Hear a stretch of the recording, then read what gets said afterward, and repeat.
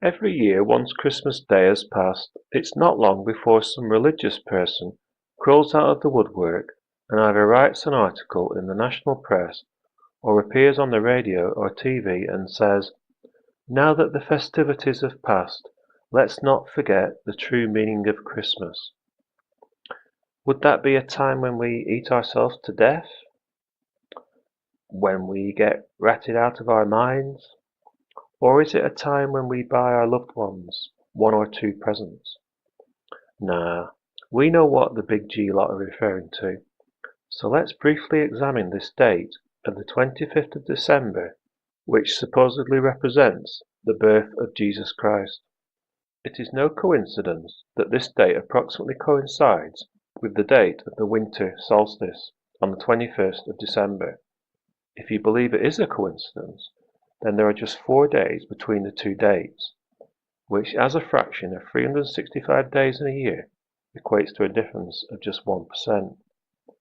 Although I won't cover Easter in this video, it's the same, and in 2018 Easter Sunday was on the 1st of April and the spring equinox on the 20th of March, again, no coincidence. So why the coincidence? Did Big G and Jesus arrange for his birth to coincide exactly with the winter solstice? And this difference has been lost over the centuries in converting from the Julian to the Gregorian calendars? Apparently not. Astronomers have played back the movement of the stars, and the referred to alignment of the stars that the three kings saw, and this occurred around March or April. And this is the key. The 25th of December was a date selected by the Christians in an attempt to replace traditional pagan worship, and in so doing simply nicked their date, but made sure not to use exactly the same date, as that would have been too obvious. Yes, so next time you hear a member of the Big G lot try and educate you about the true meaning of Christmas, just bear in mind what absolute shite they're talking. Instead of Christmas, many non-religious and even some religious people prefer to celebrate the New Year. This does have a more important meaning of the start of a new year. But the calendar system is in a way meaningless and means nothing to nature. However, the winter solstice is an unquestionable physical phenomenon. It represents the date and specific time in which the daylight is at a minimum. In 2018, in the Northern Hemisphere, this occurs on the 21st of December at 23 minutes past 10 in the evening. After this point, the days start getting longer, and so begins a new physical year. There is evidence that the winter solstice was celebrated way back in the Neolithic times, which goes back 12,000 years. That is 10,000 years before Christ.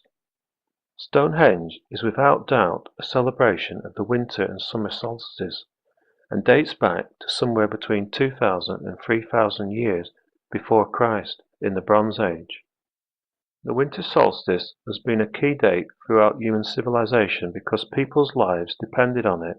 Starvation was common during the first months of the winter, from January through to April in the Northern Hemisphere, which was also known as the famine months. It was a time when most cattle were slaughtered because there was insufficient food to feed them during the lean winter months, and so symbolized a time of the year when a plentiful supply of fresh meat was available, hence the reason for having a big lavish meal around the winter solstice, and now at Christmas time. Also, this was a time when the majority of wine and beer made during the year was finally fermented and ready for drinking at this time, and why people traditionally associate booze with winter solstice. Yes, the Christians stole the true meaning of this time of the year, and when they conducted this theft, they renamed it Christmas to help solidify their crime. Shown is the Japanese sun goddess emerging from a cave at winter solstice at the start of a new year. Dating back to the 8th century, her emergence brings the sun after the dark months as the days start to get progressively longer. Those rays of light emanating from behind her head probably look very familiar to Christians.